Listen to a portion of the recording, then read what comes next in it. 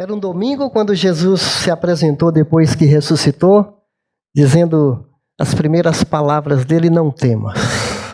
Quero saudar vocês com essa saudação de Jesus, especialmente nossos dias, não? Tivemos aí, ao longo do mês, essa série nova sobre questão da eleja, confirme Jesus em seu coração. Já temos o eleito das nossas almas, mas foi um desafio e tanto, não é? Aprendemos sobre a dupla cidadania. Somos cidadãos do reino e cidadãos da terra. Dê a César o que é de César, a Deus o que é de Deus. Aliás, hoje vamos exercer uma cidadania civil, não é? De votar. Sabe uma coisa boa dessa campanha? É que eu orei bastante. Espero que você também, né? Ai, gente, como é difícil, viu? E porque a gente queria escolher os melhores dos melhores. Aí tem que escolher os piores dos piores. Mas pelo menos falando da cidadania eterna, a gente tem o melhor de todos, o Senhor dos Senhores, o Rei dos Reis, o perfeito Jesus Cristo. Amém por isso. E hoje nós começamos essa nova série, vocês estão vendo aí já, a Igreja Missional, ontem e hoje. E hoje vamos destacar o início. Vai ser um mês muito empolgante. A gente vai pontuar ao longo do mês os principais movimentos da história da igreja. Depois dessa, que foi a original, à medida que a história com H maiúsculo, a história humana, esse povo foi tendo momentos especiais influenciando a humanidade. Então a gente vai aprender aí sobre os morávios, vamos aprender sobre o movimento pietista e outros movimentos ao longo da história da igreja que às vezes passam despercebidos. Temos muita riqueza da igreja, tem muita coisa triste também, né? De certos setores da igreja, mas há movimentos lindos, avivados. E hoje vamos falar do início de tudo. A igreja pioneira, a PIB de Jerusalém, primeira igreja batista, estou exagerando aqui, a primeira igreja de Jerusalém. Gente, você já parou para perceber quando você lê o Antigo Testamento, não fala de igreja? Ué, é só no Novo. Havia no Antigo Testamento um mistério oculto. Porque, para você pensar, o Antigo Testamento, o povo de Deus é chamado de Israel. Tá certo? Você não vê menção da igreja no Antigo Testamento. Estava oculto, subentendido. Por quê? Porque Israel era o plano A. O plano A era Israel. E pensando nesse plano A, que eles não entendiam, no Novo Testamento, Paulo fala em Colossenses, o seu corpo, que é a igreja. Acho que isso aqui não está funcionando. O mistério, olha, o mistério. Não algo assim enigmático, alguma coisa assim mística no sentido de que tem que decifrar, mas é o sentido que Deus não tinha revelado. Esteve oculto durante épocas e gerações, mas que agora, está falando da igreja, não é? Foi manifestado a seus santos. E ele continua desenvolvendo esse raciocínio, falando que esse mistério é Cristo em nós, a esperança da glória, a igreja. É algo inédito, surpreendente, o acontecimento da igreja. Fazendo uma recapitulação bem panorâmica, o povo de Deus estava escravizado no Egito, sai do Egito, avança pelo deserto, chega na terra prometida, estabelece-se o templo de Jerusalém. O objetivo é que esse povo de Deus fosse um farol, luz para as nações. Já já eu falo um pouco mais sobre isso. Israel é um povo privilegiado. Abraão, o pai da fé, eles passaram para nós o legado das Escrituras, as cerimônias, as festas do Antigo Testamento, o templo, tanta coisa linda. Se Israel deveria ser luz para nações, pergunta, Israel falhou? Falhou. Mas o nosso Deus, na sua soberania, tinha um plano B. Qual é o plano B? A igreja. Estão me entendendo? Havia um clima assim de expectativa do Messias, as promessas, viria de uma virgem, nasceria em Belém. Havia uma expectativa no ar. Moisés tinha dito, em Deuteronômio 18, Deus vai levantar um grande profeta no meio de vocês. E todos os profetas falavam, ele vai chegar, a virgem conceberá, seu nome será Conselheiro, Maravilhoso, Pai da Eternidade, Príncipe da Paz. São mais de 300 profecias direcionando tudo para convergir numa pessoa que se chama o ungido de Deus, que é Cristo único. Havia aquela expectativa. Aí aparece Maria em cena, a mãe de Jesus. Entra Jesus e fala assim, eu edificarei a minha igreja. Mateus 16. Queridos, eu vou mostrar aqui um panorâmica, aprofundando mais um pouco do que eu acabo de falar. Quando Deus criou tudo, paraíso, Jardim do Éden, lugar maravilhoso, depois veio a queda. Vou fazer um teste aqui, é porque está branco ali, não dá para ver direito, né? A queda, a ruptura do Criador, o distanciamento do Criador, mas logo em seguida, Deus, a partir de Abraão, chama o filho de Abraão, que se chama Jacó, que é mudado o nome para Israel, e esse povo entra em movimento de Deus. Porque Deus não está preocupado só com Israel. Vamos lembrar disso. Israel era para ser luz para as nações. Luz para as nações. É tanto assim que quando Deus chama Abraão, não era para ser um povo exclusivo no sentido de panelinha, de pensar só nesse povo. Fala, em ti serão benditas todas as nações da terra. Egito, Brasil, Rússia, Argentina, Canadá, todo mundo seria abençoado e foi através de Abraão que nos legou Cristo, que é da descendência de Abraão. Então, Israel está em movimento. Só que quando ele vem, Jesus, está escrito em João, capítulo 1, versículo 12, preste atenção. João 1, 12. Ele veio para o que era seu. Quem era seu? Os judeus. Mas os seus não o receberam. E Jesus foi rejeitado. É por isso que ele morreu. Só que ele, ao mesmo tempo que foi rejeitado, ele foi o cumprimento das profecias. Porque Deus prometeu que um dia viria alguém em oferta de amor, Isaías 53, seria oferta pelo pecado, Jesus daria a sua vida por nós, morreria na cruz, seria traspassado pelas nossas iniquidades, moído pelas nossas transgressões e pelas suas pisaduras, fomos sarados. Estava tudo escrito. Mas ainda hoje está valendo. Ele veio para o que era seu, mas os seus não receberam. Ele veio para você. Toda a humanidade é criação de Deus. Mas ainda hoje tem gente que rejeita Jesus. Não foram só os judeus. Eu espero que todos aqui tenham já recebido a Cristo. Porque Ele veio para te salvar. Os judeus rejeitaram Jesus.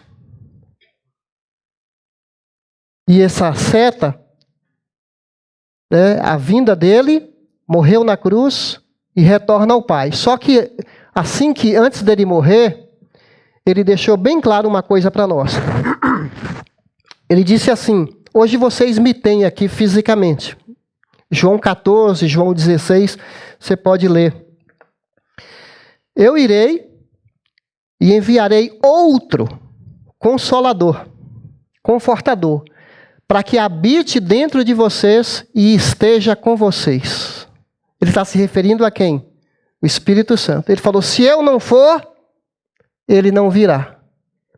Porque eles queriam tanto que Jesus continuasse com eles ali, porque foi a maior frustração depois que Jesus morreu. Todo mundo down, clima cinzento, o sonho morreu, só tristeza, depressão.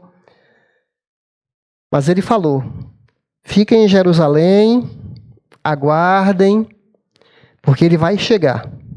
Vai acontecer algo extraordinário. O Pai mandará o Consolador, que estará com vocês, e ele vos ajudará a recordar das coisas que eu falei. É tanto assim que até o Novo Testamento, né, o Espírito Santo inspirando os escritores para nos deixarem o Antigo Testamento. Porque é isso que nos faz entender como é que eles conseguiam lembrar cada história, cada situação, cada detalhe da vida de Jesus. Tinha que ser algo assim sobrenatural.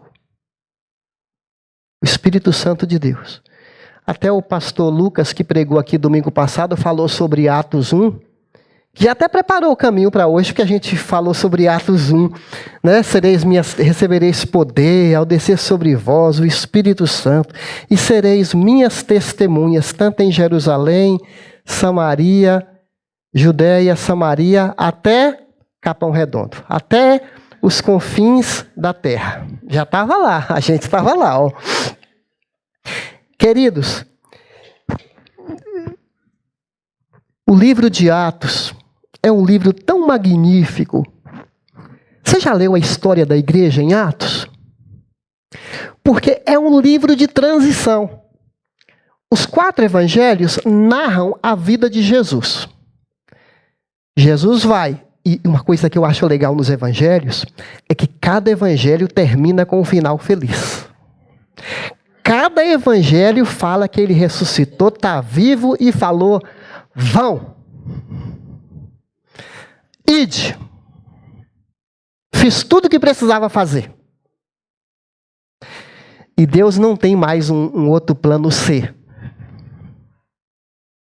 Porque, segundo uma lenda, depois que Jesus subiu ao céu, teve uma grande reunião, serafins, arcanjos, alta patente de anjo, todo mundo esperando a volta de Cristo, como aquele vencedor, herói que chegou ao céu. Estavam sentados à mesa. Aí um dos anjos perguntou: o Senhor conseguiu completar a obra? Jesus falou: eu consegui. Treinei 11 e tem 120 lá, esperando a ida do Espírito Santo. Aí um deles perguntou assim: mas e se esses homens falharem? Jesus respondeu: eu não tenho outro plano. Eles falharam? Não! Não falharam. Olha a gente aqui, ó. É fruto daquele penoso trabalho. E vai se limitar a nós? Não! Nós vamos continuar fazendo o que eles fizeram, o que Jesus fez, o que os apóstolos fizeram. Então, queridos, voltando aqui para nosso esboço, veio o Espírito Santo. Gente, a vinda, a chegada do Espírito Santo de Deus para habitar no povo de Deus é algo fenomenal. Marcou o mundo a vinda do Espírito Santo. Porque se a divindade estava toda concentrada, convergida numa pessoa que era Jesus, ele falou que quando ele fosse retirado do mundo, a pessoa da Trindade, o Espírito Santo, uma das pessoas da Trindade, viria e nos daria poder, porque foi isso que foi prometido em Atos 1:9, recebereis poder ao descer sobre vós o Espírito Santo de Deus. Não dá para explicar a igreja sem essa pessoa fora de série. Se a democracia fala que o poder emana do povo, o poder da igreja emana do Espírito Santo. O poder do povo de Deus não está em gente talentosa, intelectual, celebridade se converter, político crente, presidente que gosta de evangélico ou não gosta de evangélico.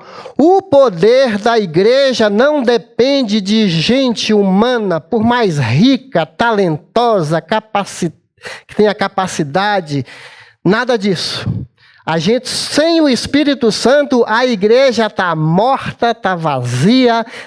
Pode até ser que tem culto, pode ser que tem cânticos, pode ser que tem movimento, pode ser que a igreja esteja cheia de gente, mas sem a presença do Espírito Santo, na igreja não passa de um cemitério. Gente morta. Daí a importância da gente falar sobre essa igreja primitiva, essa igreja pioneira. E agora, aquilo que Israel não fez, Deus delegou, Jesus confiou à igreja. Por isso falar que a igreja é povo de Deus em movimento. Lembra que toda vez que a gente falar de igreja, é que tem muita gente nova que às vezes não ouviu a gente falar isso antes. Ou vem de igreja que tudo é prédio. Um Jesus histórico. Um Jesus que é adorado como um personagem da história que viveu lá 2000 anos atrás, mas um Jesus que está confinado, preso, dentro das quatro paredes de uma religião, como diz aquela música, que fala aquelas palavras de Estevão, que Deus não habita em prédio feito por mãos humanas. A presença de Jesus extrapola lugares, ambientes. A presença de Jesus, que é, além de estar em nós, o Espírito Santo em nós, sai pela cidade, pelos guetos, pelo metrô, pelas ruas, pelas avenidas, pelos lugares mais complicados da cidade. É Jesus dentro do povo dele, sendo Jesus assim como Jesus foi antes. Ele nos deu, ele falou, toda a autoridade me foi dada, no céu e na terra, vão. Eu delego, eu confio que vocês vão fazer essa tarefa. Então a igreja está em movimento. E um dia, essa história vai terminar com a restauração completa, onde no final Deus limpará dos nossos olhos toda lágrima, toda dor, toda angústia. Cancelará todos os boletos. Não precisaremos mais tomar remédio. Não teremos bronquite. Não vamos usar óculos. Não vamos ter político corrupto. Não vamos ter cadeia. Porque tudo isso vai ficar para trás. É por isso que o povo do Novo Testamento clama, vem Jesus. O que a gente mais quer nessa vida é o teu reino, é o teu retorno, é a tua volta. Então nos ajude a ficar firmes, mas o que a gente quer é o Senhor. E queridos, aí vamos ver um pouquinho essa coisa assim inédita que é a entrada da igreja na humanidade. Então, Atos capítulo 2... Eu só vou destacar aqui, eu quero ler com você, eu não coloquei no slide, Atos 2, de 1 a 13, que é esse evento, fora de série. Atos 2, 1 a 13.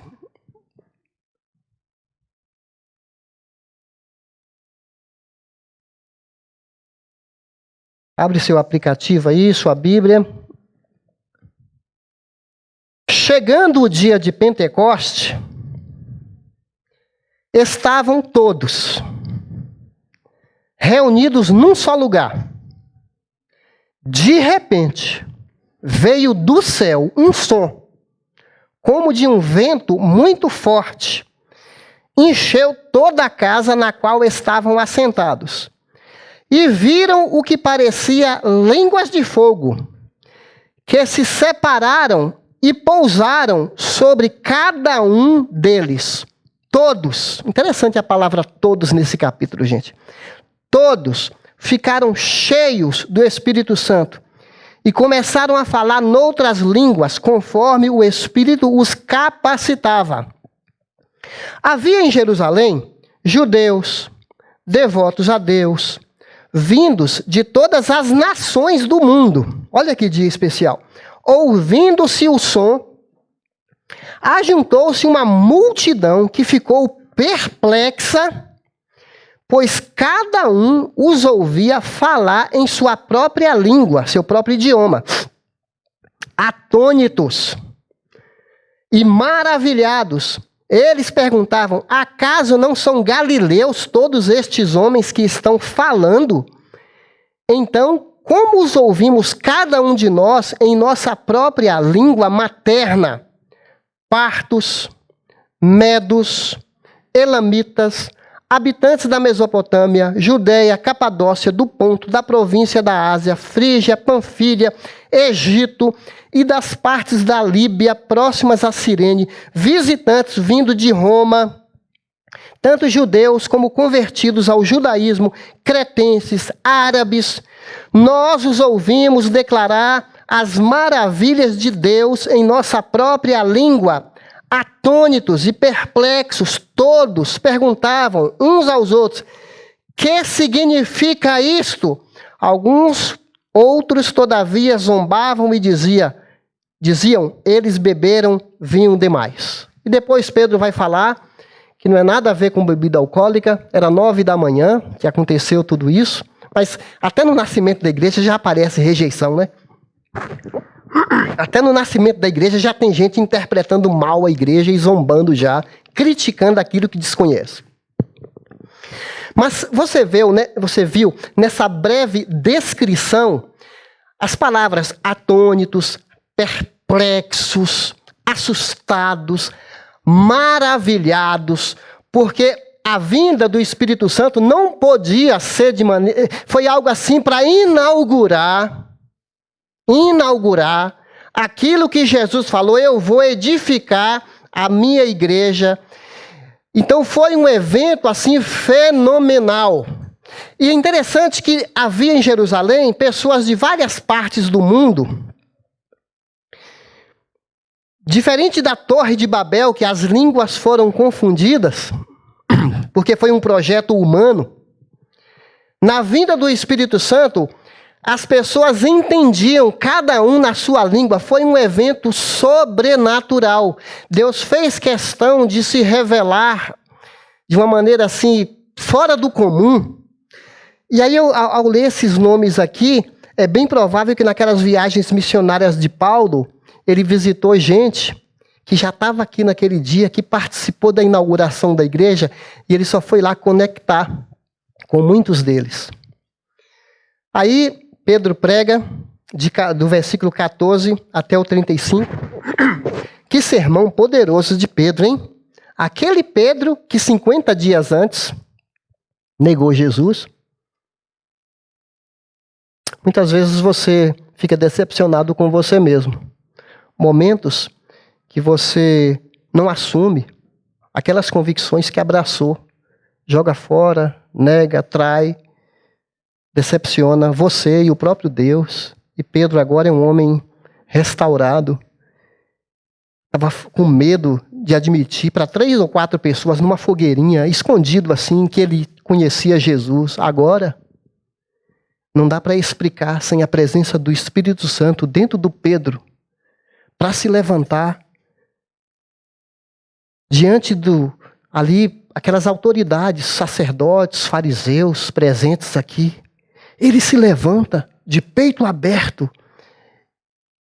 E aqui, do 14 até o 35, ele prega um sermão com uma coragem. Vocês crucificaram o Senhor.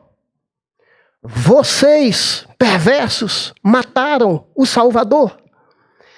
E a reação à mensagem da palavra de Deus, no versículo 36, aqui no 36, todo Israel, fique certo, esse Jesus que vocês crucificaram, Deus o fez Senhor e Cristo. E Senhor aqui é superior a César. César era o Senhor, a divindade. Agora Jesus é que é a divindade. E no versículo 37, quando ouviram isso, olha a reação do povo, gente. Ficaram aflitos em seu coração, perguntaram a Pedro e aos outros apóstolos: irmãos, o que faremos? Que diferença, né? Geralmente o pregador é que faz o apelo, né? Alguém quer conhecer o Senhor Jesus, você entendeu a palavra? Aqui é o povo. O povo que fez o apelo, né? E agora o que a gente faz? Você vê a diferença? Aí Pedro fala então: arrependam-se cada um de vocês, seja batizado em nome de Jesus Cristo para o perdão dos pecados, receberão o dom do Espírito Santo, pois a promessa é para vocês, para seus filhos, para todos os que estão longe, para todos quantos o Senhor, o nosso Deus, chamar. É para todo mundo. Não é para um povo só, para Israel só, é para todo mundo. O que vem a mim, de maneira nenhuma, eu o lançarei fora. Disse o Senhor Jesus. Sabe quantas pessoas se converteram? Olha o versículo 40. Com muitas outras palavras os advertia e insistia: salvem-se dessa geração corrompida. Gente, isso aqui ecoa pelos séculos. Essa frase aqui, ó. Salvem-se dessa geração corrompida. O que você está fazendo com a sua vida se você não agarrar esse presente que se chama Jesus Cristo? Ganhar um presente que se chama igreja. Os que aceitaram a mensagem foram batizados naquele dia. Até eu fico pensando assim: onde acharam tanta água? Naquele dia houve um acréscimo de cerca de 3.000 pessoas. A igreja nasceu um bebezão. Um bebê de 4 quilos, 5 quilos, você fala: nossa, que bebê grande é esse? A igreja nasceu com 3.000 pessoas. E tem gente que não gosta de igreja grande. Fala: não, porque a igreja tem que ser só 50 pessoas, só 100, só 150 para a gente se conhecer. Mas o bebê já nasceu com 3.000. É verdade que tinha ali 11 pastores, né? Para cuidar. E muitos outros também, né? Diáconos que aparecem lá em Atos capítulo 6. E aí esse povo é integrado à igreja. Agora, gente, olha isso aqui. Voltando a esse assunto. Na física tem um movimento chamado movimento centrípeto. Eu não sou entendido de física, pode perguntar aí para o professor Fábio, né? Que vai te explicar melhor sobre a força centrípeta. Mas o que eu entendo é que a força centrípeta são movimentos de fora para dentro, que era o movimento de Israel. Então, é por isso que você viu aqui em Atos povos vindo de outros lugares para Israel. Porque Israel era o centro da adoração. O templo de Jerusalém atraía o povo de vários lugares do mundo. É tanto assim que Salomão, quando inaugurou o templo de Jerusalém, ele fala assim: Senhor, onde tiver alguém, esteja onde estiver, nos 4 pontos cardeais, quando ele orar na direção do templo de Jerusalém, ouve, Senhor, no céu, perdoa seus pecados e sara a sua terra. Porque Jerusalém, o Salmo 121 a 125, são salmos de peregrinação. Eles iam adorar no templo, as festas. Era assim, algo assim, bem presente na cultura do povo. A rainha de Sabá ficou encantada com o que ouviu sobre Israel, foi visitar Salomão. Aquele general Naamã foi para Jerusalém buscar socorro. Em Deuteronômio capítulo 4, eu não vou ler por causa do tempo, mas fala assim: as outras nações, ao conhecerem a lei que eu estou dando para vocês, elas vão ficar tão admiradas que vão falar: onde encontraremos leis tão santas, um povo tão justo e tão santo como Israel? Quer dizer, causaria um impacto, uma admiração das nações, o que Deus dava para eles. Aqui em Lucas 11, 29, foi só um episódio assim extra, que Jonas saiu de Israel para evangelizar os ninivitas, que foi uma missão especial de Jonas. Mas, no geral, ao longo da Bíblia, os povos vinham buscar. É tanto assim que vocês leram em Atos, vinha muitos prosélitos convertidos ao judaísmo. O que é um prosélito convertido ao judaísmo? Não era judeu, mas ele foi atraído para a fé judaica e estava em Jerusalém também para adorar no templo. Agora, olha a diferença do movimento de Israel para esse movimento aqui. Olha a diferença para esse movimento. Missão centrífuga. O movimento de centrifugação é de dentro para fora. Ao contrário de centrípeto, que é de fora para dentro. De dentro para... Esse é o movimento da igreja. É por isso que quando estavam admirados com o templo de Jerusalém, o que Jesus falou, gente? Não vai ficar pedra sobre pedra, porque Jesus fez questão de dispersar.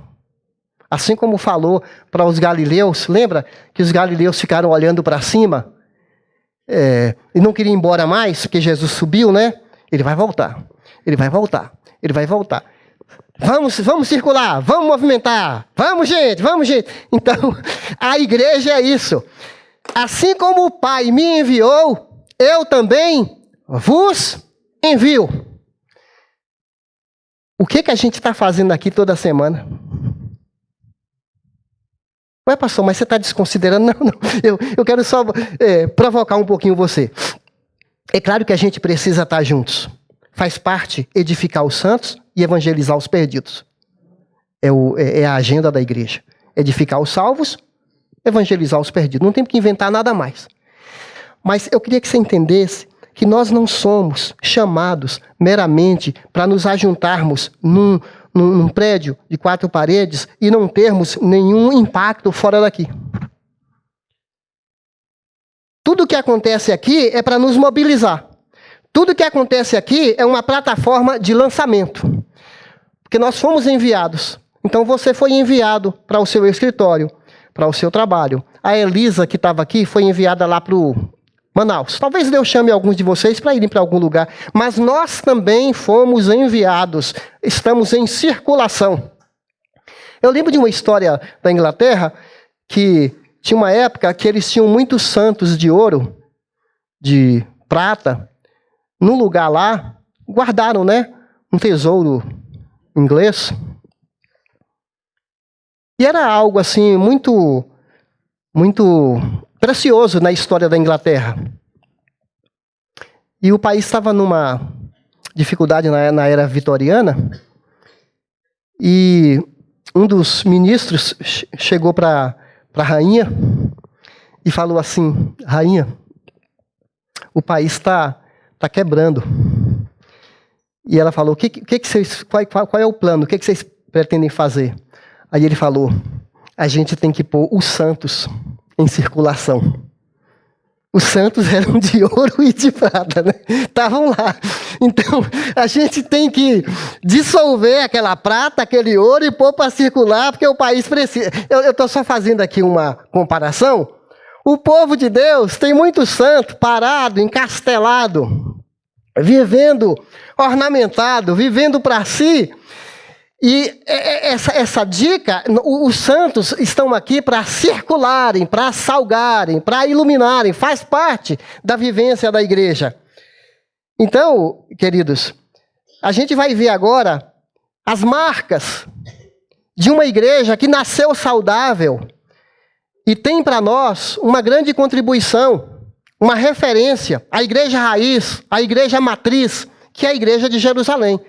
Pastor, tudo isso para chegar agora eu precisava fazer essa introdução para ler o nosso texto, para ver se a gente entende a grandeza desse movimento histórico, fenomenal, que é a vinda do Espírito Santo. Olha só. Eles se dedicavam ao ensino dos apóstolos, à comunhão, ao partir do pão e às orações. Lembra aqueles 3.000 que se converteram? Essa vida nova foi incorporada a realidade deles. Numa palavra, só para ajudar a gente como recurso pedagógico, numa palavra, a palavra. Eles se dedicavam. Tem uma tradução que fala, eles perseveravam na palavra. Todos estavam cheios de temor. E muitas maravilhas e sinais eram feitos por meio dos apóstolos. Para resumir esse versículo, poder. Olha as marcas de uma igreja saudável. Todos os que criam mantinham-se unidos e tinham tudo em comum. Pertencimento. Eles não eram como bolinhas de gude jogadas. Estavam mais para cachos de uvas que se misturavam e se atritavam e se amassavam uns aos outros. E uva fala de vida. A bolinha de gude, fala de esterilidade. Prefiro ser uma igreja parecida com cacho de uva. Vendendo suas propriedades e bens, distribuíam cada um conforme a sua necessidade. Que palavra linda! Partilha. Todos os dias. Não era culto todos os domingos, tá, gente? Alô? Tem gente aí? Todos os dias. Continuavam a reunir-se. Olha, todos. A palavra todos aparece muito. Partiu o pão em suas casas, e juntos participavam das refeições com alegria e sinceridade de coração. Parece que a hipocrisia foi expulsa, né? Partilha de novo. Louvando a Deus e tendo a simpatia de todo o povo, e o Senhor lhes acrescentava todos os dias os que iam sendo salvos. Proclamação. Então nós vemos aqui 5 marcas dessa igreja tão viva. Parece que quando você está lendo Atos, você está até escutando aqui, ó, o povo alegre, um culto assim, cheio de vida, poder, pessoas comuns que começaram a viver vidas incomuns. Eu não sei você, mas quando eu paro para imaginar, mais de 40 anos atrás, a vida de um garoto de 17 anos, Edgar, que trabalhava, estudava, chegava final de semana, ou estava ali mergulhado nos cadernos, ou fazendo algum passeio com os amigos da escola, amigos da gandaia, e chegava o domingo, e vai começar a semana de novo, tal. Uma vidinha tão pequena, tão miúda, eu não conhecia, não sabia o que significava o aspecto de estar participando de uma igreja.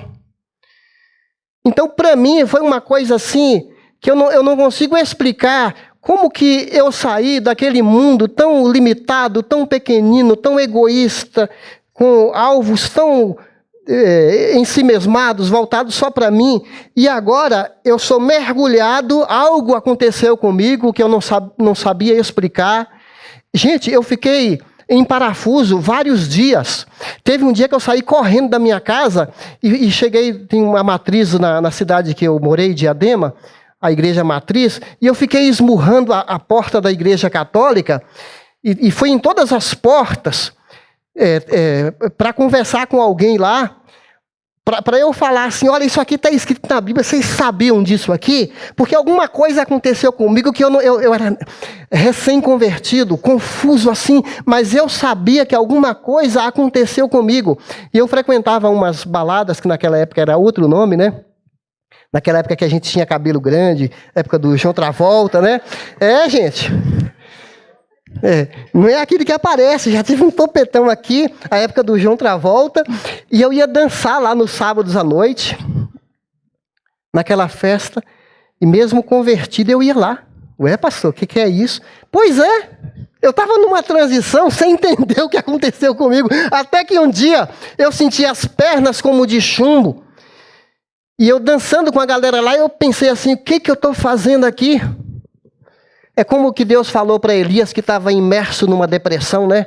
e foi fugir de Deus, foi para uma caverna, ficou lá sozinho, não queria mais saber de nada, aí vem aquela voz, talvez Deus está falando hoje para você assim, o que você está fazendo aí?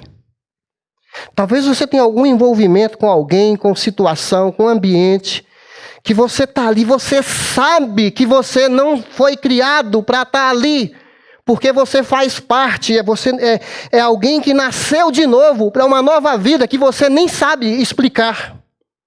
Porque é um processo de transformação contínua dentro de nós. E eu me agarrei à igreja, e eu mergulhei de cabeça dentro da igreja. É tanto assim que eu não estudei teologia para ser pastor. A ânsia, a vontade de querer conhecer a Bíblia, as maravilhas da palavra de Deus, foi tanta que eu queria estudar mais a Bíblia. Então eu abdiquei, parei de pensar em outros sonhos para poder estudar a palavra de Deus, que eu queria falar com as pessoas, entender mais.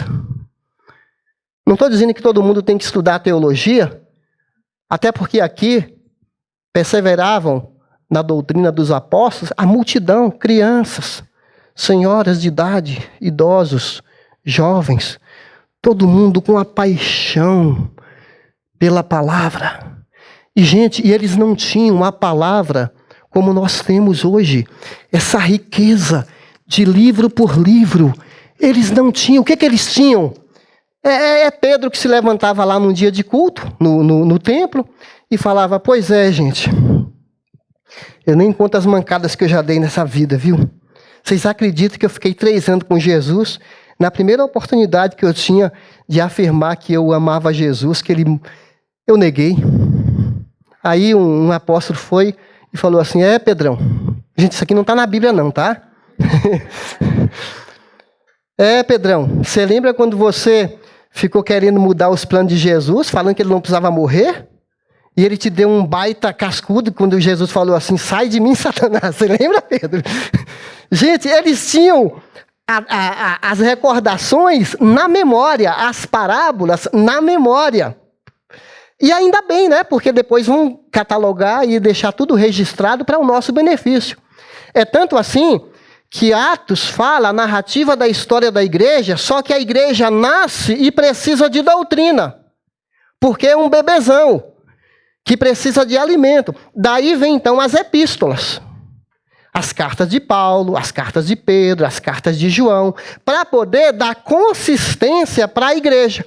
Então, a igreja saudável, ela é apegada à palavra. Nós não estudamos filosofia, não pegamos livros. Nós atuamos em assistência social, nós criamos o Instituto Equipar, mas isso aí são ferramentas que podem ser usadas, mas nosso manual é a palavra de Deus. O centro do nosso culto é a palavra de Deus. Por mais que a gente desenvolva assistência social e isso crescer cada vez mais na nossa igreja, a motivação que deve levar alguém a vir para os nossos cultos é o amor à Bíblia, a revelação das Escrituras. E isso estava muito presente aqui na igreja original. O que mais tinha aqui, gente? Poder. Poder. Falando do Espírito Santo. Olha, eu gostei dessa citação. Ele, falando do Espírito Santo, dá sentido, faltou uma vírgula ali, conteúdo, aplicabilidade ao ensino, promove a comunhão, dá significado aos gestos litúrgicos, estimula, intervém, exprime e responde às orações. Ele influi, no sentido de influenciar, liberta o louvor, extrapola e rompe com as amarras religiosas, faz acontecer os prodígios, promove a transparência e a informalidade comunitária. O Espírito Santo nos leva a uma vida sobrenatural. Eu fico pensando assim, a gente é pecador, né, pessoal? Fico às vezes pensando assim, será que tem gente na igreja que não está vivendo o sobrenatural de Deus? Será que você tem percebido assim, puxa vida, eu não quero entrar mês e sair mês e ficar na mesmice.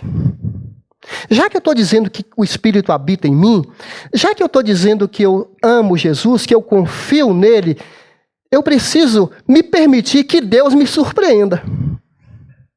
Porque ele é surpreendente. Essa semana, o que aconteceu? A gente está pedindo para orar por 3 amigos, dia do amigo, não é? 3 pessoas para o dia do amigo dos pequenos grupos. Aí eu estava andando perto da minha casa, aí eu pensei assim, isso é quinta-feira. Deus, hoje é quinta-feira. Domingo passado à noite, eu falei no culto, no final da mensagem, para a gente contar para as pessoas, em menos de 1 minuto, isso aqui. Você é importante para Deus, Ele morreu na cruz para a sua vida, Jesus está vivo e deseja ter intimidade com você. Aí estava dando quinta-feira, eu pedi para vocês falar.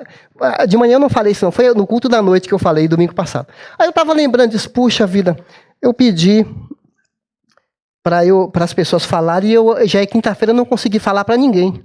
E estou andando. Quando eu levanto a cabeça, eu vejo um conhecido meu do bairro, Nelson, que eu estou orando por ele há tempo. Aí eu estou andando, aí vi o Nelson na minha direção. Eu falei, mas que é isso? Que é isso? Eu falei, como é que pode? Aí eu cheguei, Nelson, tem uma coisa para te falar. Aí ele falou, o que é? Eu falei, rapaz, eu estava orando, falando para Deus assim, eu tenho que dar um recado para uma pessoa, e aí eu não sei para quem eu dou o recado, e aí você aparece aqui na minha frente. Ele falou, o que é? Eu falei, você é importante para Deus. Jesus morreu na cruz. Ele te ama e quer ter intimidade com você. Puxa, Edgar, obrigado. Falei, tchau. Gente, aí eu falei assim, puxa Deus, me dá mais oportunidade como essas. Porque, gente, a oração é o maior recurso que Deus nos deu. E às vezes a gente subestima, não ora. Olha aqui na igreja, né? Diante de decisões a serem tomadas, depois que Judas morreu, precisavam colocar alguém no lugar do Judas. Situação do crescimento da igreja, estava tendo preconceito dentro da igreja, na divisão da cesta básica. Capacitação para testemunhar e situação de perigo e de perseguição. Aqui Pedro estava preso, Pedro estava preso e fala, havia incessante oração na igreja pela vida de Pedro. Eu gosto daquele versículo, incessante oração. Aí a Igreja Batista do Horto IP, não é por nada não, mas vou desabafar um pouquinho aqui. A gente faz uma campanha de oração, pede o povo para a gente orar. Essa semana que passou, por causa desse ambiente político no Brasil, aí a gente pede para o povo orar. Aí dá meio-dia, na segunda-feira, a gente está com aquela maior expectativa. Quantos vão aparecer? Porque agora é virtual, você não sabe quantos vão aparecer. Está lá, Rogério, Paulo, eu, vários irmãos aqui, mas só tinha 13. Tá bom, que era maior do que o que Jesus tinha, né? mas é que depois tinha 120. E a gente não está só há 3 anos juntos. A gente está há muitos anos juntos. Então a gente convoca o povo para orar. Agora, tudo bem, gente, eu estou falando isso aqui, porque de repente tem gente que está trabalhando, está em movimento naquele horário, não dá. Eu não estou acrescentando toda a carga sobre você. Eu estou pensando em quem pode e não valoriza esse momento de comunhão coletiva que era bem presente na igreja primitiva, não é? Olha aqui, esse cara aqui, essa semana, gente, ele morreu. O irmão André. Nem era pastor, hein? Só isso. O irmão André. Conhecido como o contrabandista de Deus. Ele tinha um fusquinha. Naquela época lá, né? Aquela época lá que Rogério tinha fusquinha também. Quem mais tinha fusquinha? Ademir. Quem mais? Valmir. Aliás, aquele fusquinha seu lá fez um acidente com a gente, que eu não gosto mais de fusquinha. Mas ele enchia o fusquinha de Bíblia. E ele tem vários testemunhos, naquela época da cortina de ferro, que você não podia levar a Bíblia para aqueles países lá, que estavam dominados pelo comunismo, Polônia, Alemanha, outros países da Europa. Ele ia de fusquinha e ele conta que na fronteira, quando ele ia atravessar de um país para outro país, porque na Europa tudo é assim, né, tem as suas fronteiras, aí vinha o pessoal da segurança, os guardas, paravam o carro, perguntavam o que ele estava transportando, e pedia para abrir o capô, e as Bíblias estavam lá e os soldados não viam as Bíblias. E assim nada atrapalhava. Por isso que ele é chamado o contrabandista de Deus. Ele entrava nos países distribuindo Bíblia e foi pavimentando para os missionários chegarem depois. Olha a fala dele, né?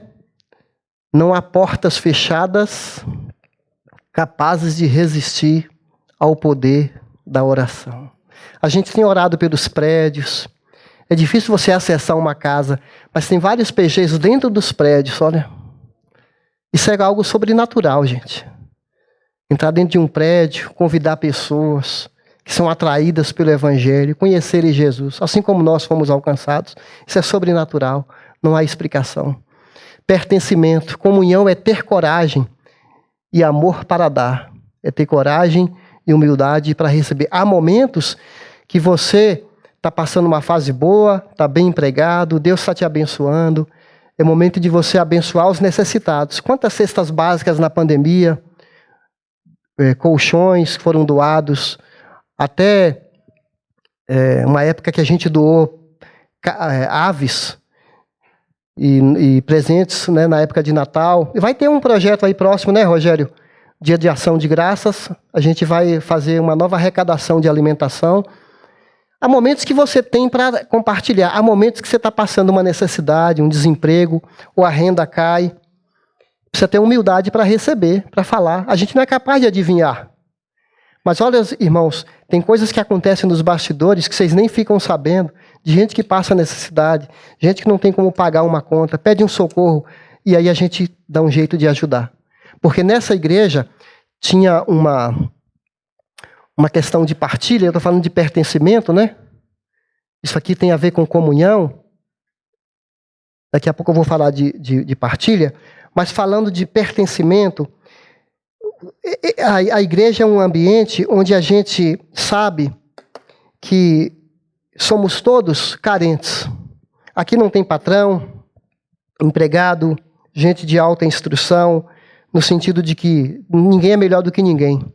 Todo mundo é nivelado, todos carecem.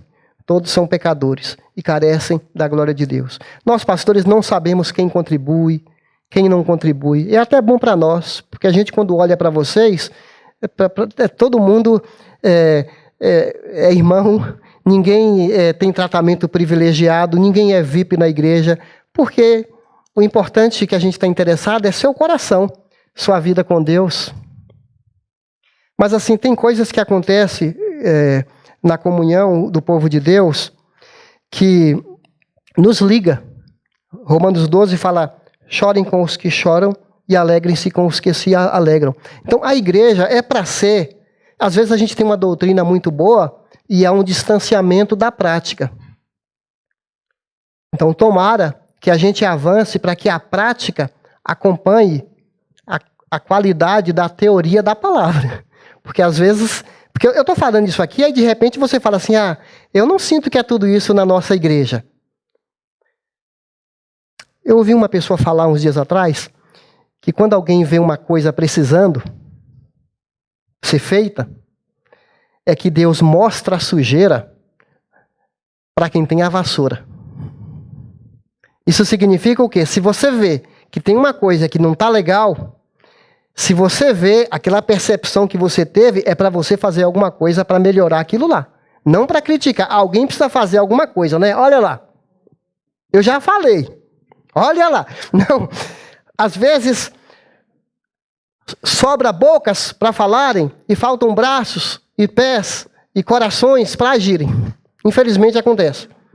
Continuando. Partilha. O chamado do Evangelho é um chamado para transformação integral que reflita o propósito de Deus de redimir a vida humana em todas as suas dimensões. A igreja é chamada a tomar o lugar de Jesus numa comunidade específica, fazendo o que ele faria, indo onde ele iria, ensinando o que ele ensinaria. Isso é missão integral. É a gente não se preocupar só com sermões, com aula de escola bíblica. Tomara que cada vez mais o ensino da nossa igreja se transforme em pão, se transforme em cesta básica, se transforme em doação de sangue aos necessitados, se transforme em ofertas que são dadas, porque aqui fala na Bíblia que eles distribuíam, eu estou em qual ponto aqui? Partilha, né? partilha, eles distribuíam conforme a necessidade das pessoas. A igreja mal nasceu e ela tem um elevado padrão de generosidade. Porque olha o critério. Eles ajudavam conforme a necessidade das pessoas. Na maioria das igrejas, na maioria das vezes, nós ajudamos conforme a nossa possibilidade. Estou certo ou estou errado? Eles ajudavam conforme a necessidade. Isso é para nos ajudar a crescer cada vez mais na generosidade. E partilha, gente, fala aqui em Atos 4, 34 a 35, não havia, pois, entre eles necessitado algum. Eles chegaram ao ponto de vender propriedades, depositar aos pés do apóstolo para ajudar as pessoas necessitadas. Havia uma grande fome na época também. Nós não estamos vivendo um momento assim, mas é bom a gente estar atento. De repente, pode acontecer uma situação, como está acontecendo nos Estados Unidos agora. De repente, está todo mundo necessitado, e aí tem que somar, ajudar quem tem mais. Não está dizendo que a pessoa tinha 5 casas e vendia 5, mas aparece aqui figuras como Barnabé, que vende um sítio e doa aos pés dos apóstolos para abençoar quem precisava. Então, essa igreja missional.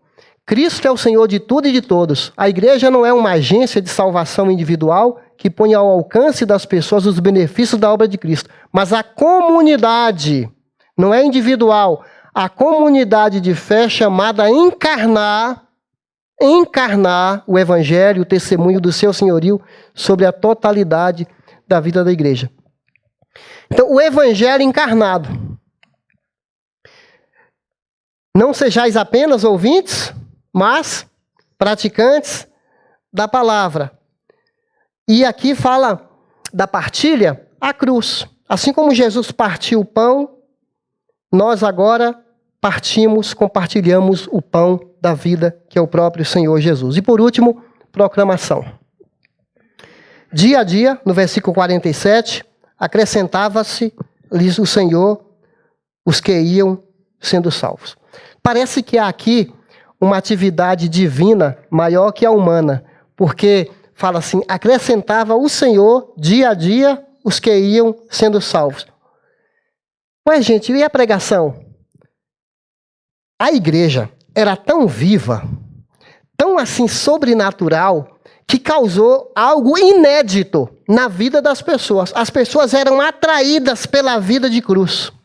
Porque como eles partiam o pão, e era com muita frequência, né, de casa em casa, falando da ressurreição de Jesus, e o amor, a comunhão, o temor, Gente, será que a gente pode sonhar com uma igreja assim? Mais poder de Deus, mais transformação em nossos corações, mais desprendimentos dessa vida, mais confiança em Deus, mais vida sobrenatural, porque igreja é diferente de qualquer outra instituição que você pensar. E temos esses recursos dados. O evento da igreja é algo que a gente não tem nem adjetivos para falar, que foi inédito. E ainda hoje, igreja é inédita. Tentaram poluir, tentaram manchar o nome da igreja, mas ainda existe uma igreja viva, verdadeira, pura, evangelho raiz, discípulo que ama de verdade e que está fechado com Jesus. Que Ele nos ajude a ser uma igreja assim.